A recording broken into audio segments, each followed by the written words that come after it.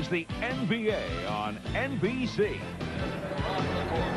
On a brisk President's Day weekend here in the Heartlands, we are getting set for the NBA Game of the Week. A sellout crowd, better than 16,000 turning out at Market Square Arena for the Chicago Bulls and the Indiana Pacers. Chicago with a record of 45-5. That is the best record in the league. While Indiana 32 up, 18 down. They're third in the East, and they have won 19 of 23 here at home. Hi, everybody. I'm Marv Albin along with Matt Guokas. And when the Bulls and the Pacers get together, it brings forth one of the most compelling matchups in the NBA. Going head-to-head, Michael Jordan and Reggie Miller. And Michael and Reggie get along fine off the court, but on the court, the personalities just clash. These are the two best shooting guards in the game, meeting for the 34th time, and the big edge to Jordan in wins and points. And Reggie Miller knows he has to have a big game today to neutralize Michael Jordan. Here at Market Square Arena, the Indiana Pacers with a record of 19-4. The Chicago Bulls on the road have won 22 of 27. They'll line up like this: Michael Jordan and Ron Harper in the backcourt. Up front, Bill Wennington making his 10th start. Luke Longley still not ready to return. Scottie Pippen and Dennis Rodman completing the front line. And there is Michael Jordan, who is averaging 30.8 per game to lead the NBA. And for a lead, Longley's been out with a twisted left knee. And Michael Jordan cuts it to 14-7 by hitting the three. Well, the Bulls will... Well, Michael Jordan celebrated his 33rd birthday yesterday. Actually had an early celebration this past week at a fundraiser for the homeless at his restaurant in Chicago. Nice cake also, it should be pointed out. We talked to Michael earlier about his 33rd. No, I'm just happy to be here. You know, last year, my birthday time, I was throwing baseballs in Sarasota. So I'm very happy to be back to basketball. And it was really sad that I couldn't be with my family yesterday. I talked to them quite a bit on the phone. And I'm looking forward to getting home and spending time with my wife and kids. I guess I celebrate my birthday tonight. Well, we asked Michael how did he spend his 33rd birthday in Indianapolis at the hotel last night. He said watching a lot of movies. That SMECTRAvision bill was really impressive this morning. What do you give Michael Jordan for his birthday? 17, the ball 7. And Dale Davis at 6'11" with unusually long arms is the kind of big forward that can give Rodman problems by able to reach over. Rodman gives it back to Jordan. Pippen, and that's his first field goal. Scottie Pippen missing his first 4-shot attempts. Indiana leading 17-9. Smith's off a pretty feed from Jackson. Back comes Jordan, has Harper with him, but the Pacers able to retreat. Michael had a notion to try to split through, but could not. Played very tough by Jackson. The alley-oop for Jordan. Beautiful pass from Rodman. Well, Larry Brown said he wanted the Pacers to put more pressure on the ball. He didn't care who it was, Jordan, Pippen, whoever. They did that. Michael finally gave it up, and then the perfect feed from Rodman on the alley-oop. How's that for nice move by Jackson around Harper. And back comes Harper. 3-on-1. Jordan. Oh, with the ball. Got to get it back to Harper. What a play by Michael Jordan. Wow, what a whiplash job there for Reggie Miller. His neck almost spun around like The Exorcist there as Michael get a little show and tell. That is a new one out of the arsenal. We have not seen that in a while off the 2-on-1 break. Foul is called. Wennington collecting his third. Well, Michael coming down, bearing down on Reggie Miller, and on that ball fake, just a little look right, and then the easy Ron Harper. And here's the alley-oop from Dennis Rodman after Michael had been double-teamed, did the wise thing, gave the ball up, and made the hard cut to the basket. Actually, Michael's celebrating his 33rd birthday this afternoon here at Market Square. Rick Smits. He's not going to do a lot of things defensively, but he still has that little fadeaway jumper from the post. Jordan turning it on here in the first quarter. He has 9 points and several extraordinary moves. Indiana by 4. Well, one of the Jordan rules is don't ever give Michael baseline because you just can't get there quickly enough to try to stop him. And there's an example of the reason why nobody home as Michael throws it down.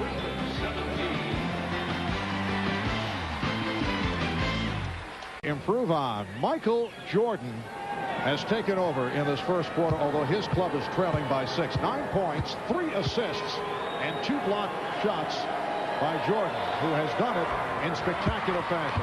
Well, Michael seems to have an idea coming into most ball games. He knows he's going to get his 22, 23 shots a game up.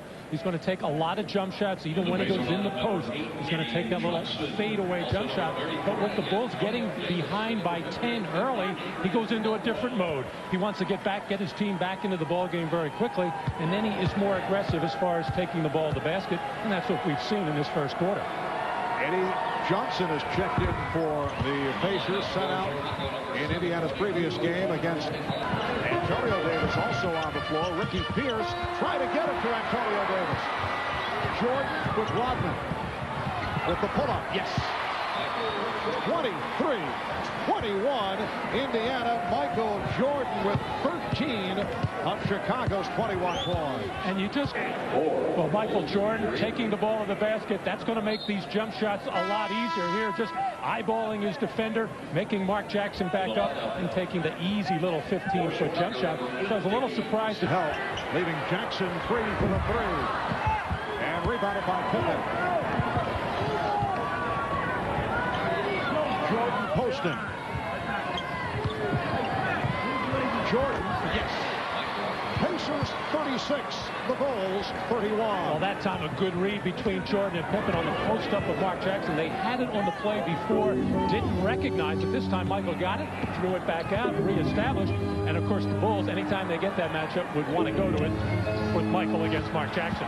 There's going to be Jordan watching Mark Jackson, and that's why Jackson had to pick up Michael Jordan in transition. Nobody able to come over and help, and then just the patience of the Chicago Bulls. They're not hurrying on this particular occasion. Very patient, get the ball back out, and right into Michael for an easy turnaround. In the NBA, they have won their last 4 after the 2 losses, preceded by 18 straight wins. Jordan on the floor, shooting Smits to the loose ball, and then just flips it to the official, Hugh Evans. Well, a couple of mistakes there. Reggie Miller, after he challenged that shot, took himself out of the play. You have to keep body contact on Michael Jordan, and then Smits just ushered him to the basket, which we saw earlier in the ballgame when Bill Wennington was involved. Indiana has led by as many as 10. It's now a 2-point lead. Good old lead, 2 points from Jordan, and the game is tied at 47. Well, the inability of the Pacer defense to keep Michael Jordan out of the lane. Once he gets in there, everything funnels in, and that's where they get open shots. And it's not an easy thing to do. To do it, you have to back way off of Michael Jordan and give him open shots. Here, just picked up by a big man, Antonio Davis. Nothing he can do. And now you draw Davis and the other Davis, and that leaves Tony Kukoc all alone for the lay-in. Kerr for 3. And the rebound handled by Pippen. Jordan for 3. Yes! The Bulls 51. The Pacers 47. 2-point Chicago lead. Rodman with Edwards. And Pippen up front. Jordan and Harper at the guards. Here's Jordan for 3. Yes! A line drive, 3-point shot by Michael Jordan. That's his 3rd from downtown. The Bulls are up 67-62. Rebounders. What makes it so interesting is Dennis Rodman has to deal with less shots. Michael Jordan on the reverse, and the Bulls lead by 3.